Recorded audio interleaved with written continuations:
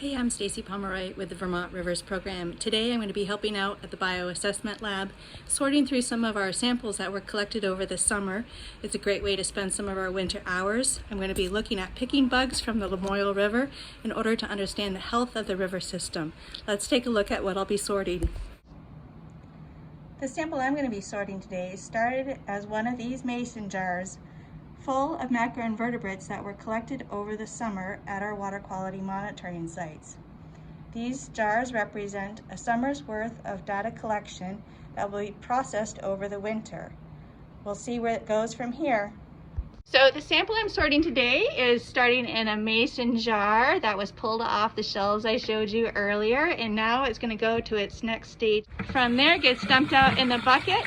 We're going to clean and rinse out the larger materials in the sample so that we'll more easily be able to see the bugs that were collected in the sample itself.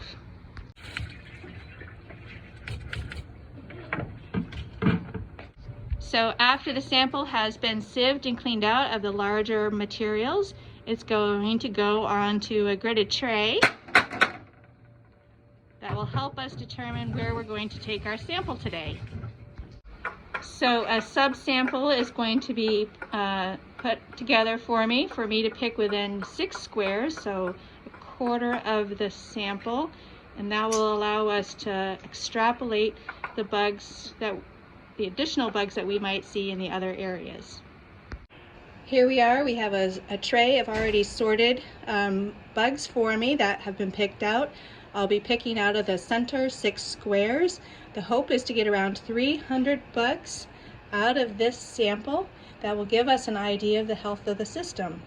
I'll be looking to sort those bugs in categories from our mayflies to our stoneflies, beetles, chironomids, and other great bugs. Then we'll get a count of what those are, and from there we'll learn more about our river system.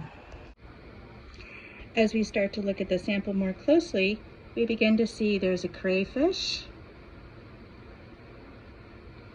We have some caddisflies,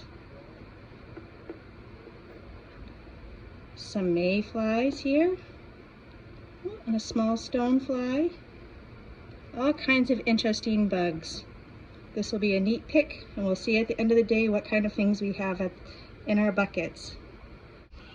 Now, after a couple hours, I've had an opportunity to finish picking my 6 squares. You can see that things are fairly empty compared to the adjoining squares.